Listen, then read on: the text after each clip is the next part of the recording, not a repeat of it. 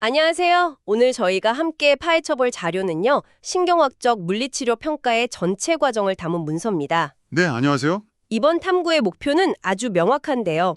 신경계 문제로 어려움을 겪는 환자를 딱 처음 만났을 때 숙련된 물리치료사의 머릿속에선 과연 어떤 일이 벌어지는가? 그렇죠. 그 머릿속이 궁금하죠. 네. 어떤 생각의 흐름으로 또 어떤 체계적인 과정을 거쳐서 문제의 본질을 꿰뚫고 치료 계획까지 세우는지 그 전문가의 사고 과정을 잠시 빌려서 그대로 한번 따라가 보는 겁니다. 마치 탐정이 되는 것 같겠네요. 맞아요. 잘 짜인 추리소설의 탐정처럼요. 천만장부터 실마리를 풀어가는 여정 같을 텐데 가장 큰 지도부터 펼쳐보고요. 단서를 찾는 질문 기술, 몸이 말하는 증거를 포착하는 법, 그리고 이 모든 걸 명확한 숫자로 바꾸는 도구들까지. 자, 그럼 지금부터 그 깊숙한 세계로 한번 들어가 보시죠. 네, 탐정수사라는 비유가 정말 딱 맞는 것 같아요. 이건 단순히 여러 검사를 그냥 순서대로 나열하는 게 아니거든요. 아, 그런 게 아니군요. 모든 단계가 유기적으로 연결된, 뭐랄까 고도로 구조화된 추리 과정에 가깝습니다. 그리고 이 모든 수사의 대원칙, 가장 먼저 고려해야 할 건 바로 안전입니다. 안전요? 네, 어떤 단서를 찾기 전에 현장부터 보존하고 위험 요소를 제거하는 것과 같죠. 그리고 이 수사의 기본 철학이 되는 아주 중요한 틀이 하나 있습니다. 바로 ICF라는 모델인데요. ICF 모델이요? 조금 생소하게 들리네요. 국제 기능, 장애, 건강 분류라는 건데 제가 아주 쉽게 설명해 드릴게요. 네, 부탁드립니다. 예를 들어서 뇌졸중으로 오른팔에 마비가 온 환자가 있다고 하죠. 네. 과거에는 그냥 오른팔 마비라는 그 신체 손상에만 집중했어요. 근데 ICF는 거기서 멈추지 않습니다. 자, 그 오른팔 마비 때문에 이분의 활동에 어떤 제약이 생겼을까요? 글쎄요. 밥을 먹거나 옷 입는 게 힘들어지겠죠. 그렇죠. 그리고 이분의 유일한 낙이 뜨개질이었다면 그걸 더 이상 할 수 없게 된 겁니다. 아, 그럼 한 단계 더 나아가 보죠. 그 결과 이분의 사회적 참여는 어떻게 됐을까요? 매주 나가던 뜨개질 동호회에 더 이상 가지 못하게 된 거예요. 그러면서 소중한 친구들과 멀어지고 깊은 고립감을 느끼게 된 거죠. 와, 뜨개질 동호회에 못 나간다. 그 말씀이 확 와닿네요. 바로 그겁니다. 한 사람의 문제를 단순히 손상된 신체 기관이 아니라 개인의 활동, 그리고 사회적 존재로서의 참여라는 입체적인 관점에서 바라보는 것. 이게 바로 ICF의 핵심입니다. 단순히 팔을 움직이게 하는 걸 넘어서 그분의 삶 전체를 다시 연결해주는 과정이 되어야 한다는 거군요. 정확합니다. 알겠습니다. 그럼 그 관점을 가지고 전체 수사 과정의 지도를 한번 펼쳐보죠. 자료를 보니까 의뢰 접수부터 재평가까지 하나의 흐름이 있더라고요. 네, 그 흐름이 바로 문제 해결의 전형적인 과정입니다. 정보를 확인한 다음에 환자와 만나서 대화로 단서를 얻고요. 이게 병력 청취죠. 네. 그리고 몸을 직접 살펴서 증거를 수집하고 이게 신경학적 검진입니다. 아하. 그런 다음에 유력한 용의선상, 그러니까 문제 목록과 가설을 세우는 거죠. 아, 이 환자가 자꾸 넘어지는 건 근력 문제가 아니라 균형감각 저하 때문에 가능성이 크다와 같지요. 가설을 세우는군요. 네. 그리고는 환자와 함께 이만큼은 회복하자는 구체적인 목표를 설정하고 그걸 달성하기 위한 중재, 즉 치료에 들어갑니다. 그리고 마지막은요? 마지막으로 우리가 세운 가설과 치료법이 정말 맞았는지 재평가를 통해 냉정하게 결과를 확인하는 거죠. 이 순환고리가 계속 돌아가면서 최적의 해답을 찾아가는 겁니다. 그렇군요. 그런데 아까 모든 것의 시작은 안전이라고 하셨잖아요. 네, 맞아요. 그 부분을 좀 더 자세히 설명해 주실 수 있나요? 왜 그게 그렇게 중요한가요? 치료의 제일 원칙이 해를 끼치지 말라, 두노함이기 때문입니다. 아, 자료에서도 넘어질 위험은 없는지, 즉 낙상, 음식이나 침을 삼키는 데 문제는 없는지, 연하, 이걸 가장 먼저 확인하라고 강조해요. 생명과 직결된 문제들이네요. 네. 그리고 숨은 편안하게 쉬는지, 혈압 조절은 잘 되는지, 이런 자율신경계 문제까지요. 이 네 가지는 그야말로 생명 유지와 직결된 문제들이거든요. 예를 하나 들어볼까요? 네. 열심히 보행훈련을 시켰는데 알고 보니까 이 환자가 앉았다 일어설 때마다 혈압이 뚝 떨어지는 기립성 저혈압이 있었던 거예요. 그럼 어떻게 될까요? 훈련하다가 쓰러질 수도 있겠네요. 바로 그거죠. 훈련 도중에 의식을 잃고 쓰러져서 더 큰 부상을 입을 수도 있는 겁니다. 원인을 찾기도 전에 환자가 더 위험해지는 상황은 반드시 막아야 하니까요. 안전 확보. 정말 기본이면서도 가장 중요한 첫 단추네요. 네. 근데 문득 이런 생각이 들어요. 신경검사라고 하면 항목이 수십, 수백 가지는 될 텐데 이걸 처음부터 끝까지 다 하는 건가요? 환자도 너무 지칠 것 같고 시간도 엄청 걸릴 것 같은데요? 그 문제를 해결하기 위한 것이 가설 기반 검사라는 접근법이에요. 가설 기반 검사요? 이건 마치 명탐정이 동네 사람을 전부 다 신문하는 게 아니잖아요. 그렇죠. 알리바이가 불분명한 몇몇 용의자에게 집중하죠. 맞습니다. 그것처럼 환자와의 초기 대화나 관찰에서 얻은 몇 가지 단서를 바탕으로 이 문제의 원인은 아마 이것일 것이다 라는 가설을 세우는 거예요. 그리고 그 가설을 증명하거나 반증하는 데 꼭 필요한 검사만 선택적으로 그리고 깊이 있게 시행하는 거죠. 아, 그러니까 처음부터 모든 가능성을 다 열어두는 게 아니라 유력한 용의자를 먼저 추려낸다는 거군요. 그렇습니다. 예를 들어 환자가 갑자기 말이 어눌해지고 오른쪽 팔다리에 힘이 빠졌다고 해요. 네, 그러면 뇌졸중이라는 아주 강력한 가설이 생기죠. 그렇죠. 그러면 우리는 수많은 검사 중에서 뇌 기능과 관련된 뇌신경 검사, 그리고 오른쪽 팔다리의 근력 및 감각 검사에 집중하게 됩니다. 굳이 관련성이 적은 다른 검사들로 환자의 시간과 에너지를 뺐을 필요가 없는 거죠. 와, 이게 바로 전문가의 효율적이면서도 지적인 접근 방식이군요. 네, 그 접근법 정말 탐정 같네요. 그럼 그 첫 단계, 용의자를 좁히기 위한 신문, 즉 병력 청취는 어떻게 이루어지나요? 그냥 어디가 불편하세요? 라고 묻는 것과는 차원이 다를 것 같은데요? 물론이죠. 환자와의 대화는 단순히 정보를 얻는 걸 넘어서 패턴을 읽어내는 과정입니다. 패턴이요? 네, 특히 중요한 단서 중 하나가 바로 발병 속도, 즉 템포예요. 증상이 어떻게 시작되었는지를 묻는 거죠. 이 질문 하나로 수많은 가능성을 배제하고 수사망을 극적으로 좁힐 수 있습니다. 발병 속도가 그렇게 결정적인 단서가 되나요? 네, 아주 결정적이죠. 딱 두 가지 경우만 비교해봐도 바로 알 수 있어요.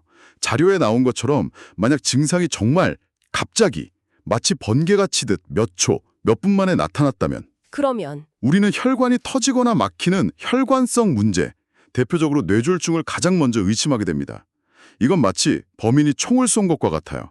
사건이 순식간에 벌어진 거죠. 아, 정말 비유가 확 와닿네요. 반면에 환자가 글쎄요, 몇 년 전부터 조금씩 손이 떨리고 걸음이 느려진 것 같아요 라고 말한다면 어떨까요? 그건 완전히 다른 이야기네요. 범인이 총을 쏜 게 아니라 아주 오랜 시간에 걸쳐서 서서히 독을 쓴 느낌이랄까요? 정확한 비유입니다. 그렇게 몇 년에 걸쳐 아주 서서히 진행되는 경우는 파킨슨병 같은 퇴행성 질환을 강력하게 시사하는 소견이죠. 와, 그러니까 증상이 나타난 시간 패턴만 알아도 네, 그것만 알아도 우리는 혈관 문제와 퇴행성 문제라는 완전히 다른 두 갈래 길 중 하나를 선택해서 수사를 이어갈 수 있게 되는 겁니다. 정말 중요하네요. 여기에 자료에 나온 다른 질문들, 예를 들어 최근에 감기나 설사를 심하게 앓았나요? 라든지 아니면 아침에 일어났을 때 머리가 더 아픈가요? 같은 질문들을 더해가면서 가설의 정밀도를 계속 높여가는 겁니다. 알겠습니다. 대화를 통해 범인의 윤곽, 즉 유력한 원인을 몇 가지로 좁혔군요. 하지만 탐정이 용의자만으로 사건을 종결할 수는 없잖아요. 그렇죠. 물증이 필요하죠. 네, 그 결정적인 물증이 바로 환자의 몸에 직접 손을 대보는 신경학적 검진이겠네요. 맞습니다. 이제부터는 환자의 몸이 말하는 증거들을 직접 수집하는 단계입니다.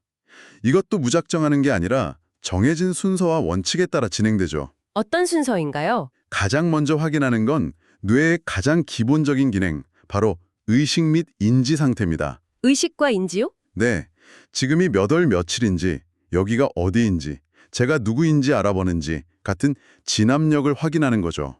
이게 흔들린다면 뇌 전반의 기능에 문제가 있다는 강력한 신호입니다. 뇌의 OS가 제대로 부팅됐는지부터 확인하는 거군요.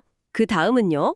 그 다음엔 뇌에서 바로 뻗어나오는 12쌍의 특수부대, 뇌신경의 기능을 하나씩 점검합니다. 뇌신경이요? 네, 눈동자는 상하 좌우로 잘 움직이는지, 얼굴 양쪽의 감각은 똑같은지, 혀는 똑바로 내미는지, 음식물을 잘 삼키는지 등을 확인하는 거죠. 이 12개의 신경들은 각자 맡은 임무가 명확해서 특정 신경에 문제가 생기면 뇌의 어느 부위에 손상이 있는지 역추적할 수 있는 아주 중요한 단서가 됩니다. 흥미롭네요.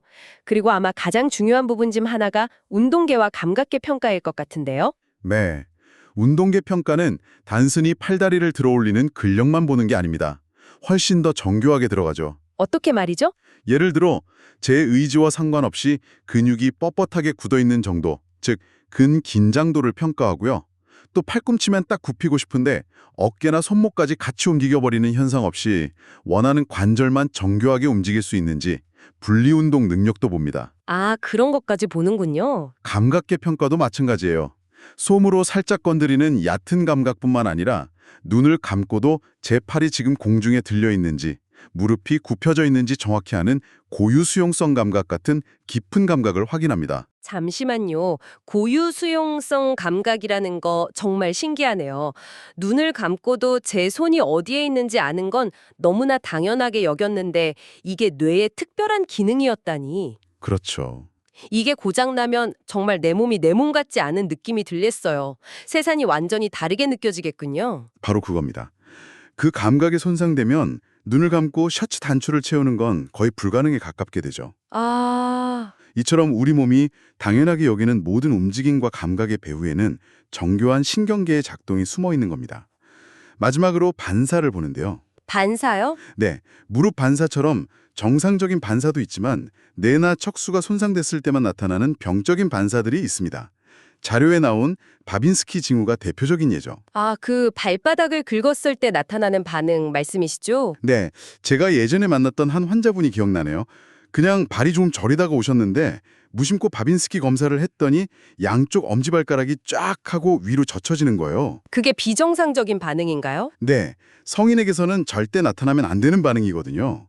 그 작은 신호 하나 때문에 저희는 바로 큰 병원으로 의뢰를 드렸고 정밀 검사 결과 척수에 종양이 자라고 있다는 걸 조기에 발견할 수 있었습니다. 와, 정말 사소해 보이는 반사 하나가 네, 한 사람의 인생을 바꿀 수 있는 결정적인 징과가 되기도 하는 거죠. 정말 소름 돋는 이야기네요.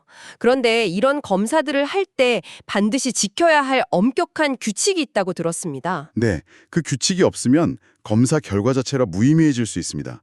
마치 과학 실험과도 같은데요. 과학 실험이요? 가장 중요한 두 가지 원칙은 비교와 통제입니다.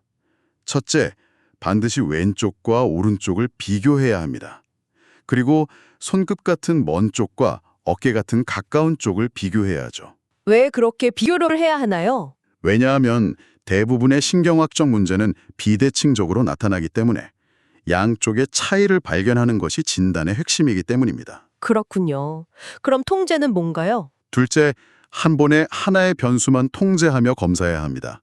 예를 들어 균형 능력을 볼 때 눈을 뜨고 서 있을 때와 감고 서 있을 때를 비교하는 거죠. 아, 만약 눈을 감게 하면서 동시에 푹신한 바닥에 서게 한다면 환자가 더 흔들릴 때 그게 시각정보 차단 때문인지 불안정한 지지면 때문인지 원인을 정확히 알 수 없게 됩니다. 아, 알겠습니다. 듣다 보니 궁금한 점이 생겼어요. 치료사마다 근육이 뻣뻣한 정도나 균형이 불안한 정도를 느끼는 게 다를 수 있잖아요. 네, 그럴 수 있죠. A 치료사는 조금 뻣뻣하다고 하고 B 치료사는 꽤 뻣뻣하다고 할 수도 있고요. 이렇게 주관적인 느낌을 어떻게 객관적으로 만들죠? 바로 그 지점을 해결하기 위해 표준화된 신경학적 검사 도구가 등장합니다. 검사 도구요? 네, 지금까지의 관찰과 검진이라는 약간 정성적인 평가를 누가 측정해도 동일한 결과가 나오는 객관적인 숫자로 바꾸는 과정이죠. 아, 숫자로 바꾸는 거군요. 네, 이건 단순히 기록을 위해서가 아닙니다. 치료 전후의 변화를 정확하게 비교하고 이 치료를 했더니 환자의 기능이 이만큼 좋아졌습니다라고 데이터로 명확하게 입증하기 위해서입니다. 더 이상 감이나 경험에만 의존하지 않겠다는 선언과도 같아요. 그렇군요.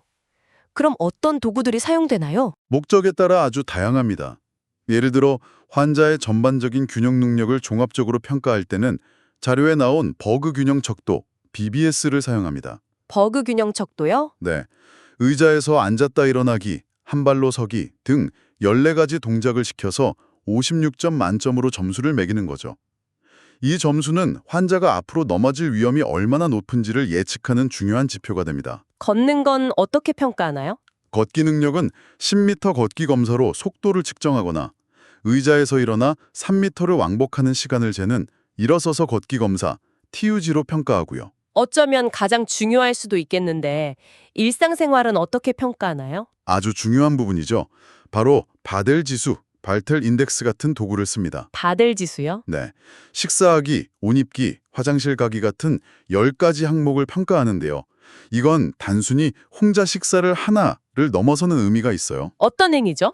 한 인간으로서의 존엄과 독립성을 얼마나 유지하고 있는가를 100점 만점의 숫자로 보여주는 아주 현실적이고 중요한 지표입니다.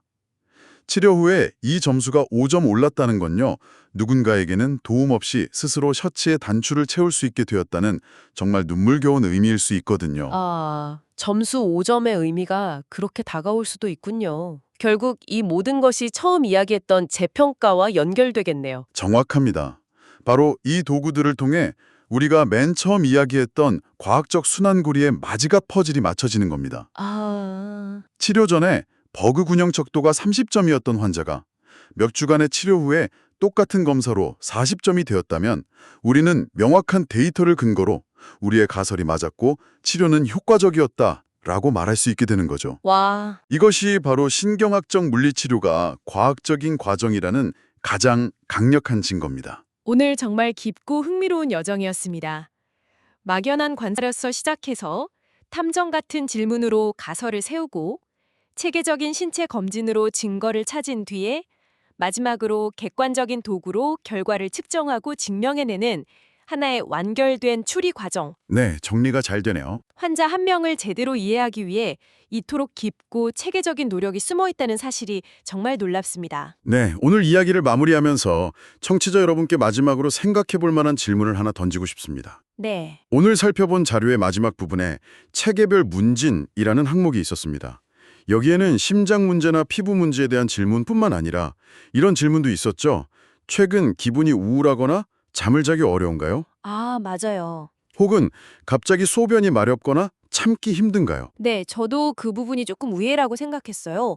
움직임이나 감각과는 직접적인 관련이 없어 보였거든요. 바로 그 점이 우리에게 이런 궁극적인 질문을 던지게 합니다. 어떤 질문이죠? 우리의 신경계가 단순히 몸을 움직이고 감각을 느끼는 그런 하드웨어적인 역할만 하는 것이 아니라 우리가 미처 깊이 생각하지 못했던 일상의 모든 부분이요. 일상의 모든 부분이요? 네, 우리의 감정 상태, 수면의 질, 심지어 배설 기능에 이르기까지 얼마나 깊숙이 그리고 전방위적으로 관여하고 있을까요? 이것은 신경계의 건강이 단지 팔다리를 잘 쓰는 문제를 넘어 한 인간의 온전한 삶, 그 자체의 질을 결정하는 핵심 운영체제라는 사실을 다시 한번 생각하게 만드는 지점인 것 같습니다.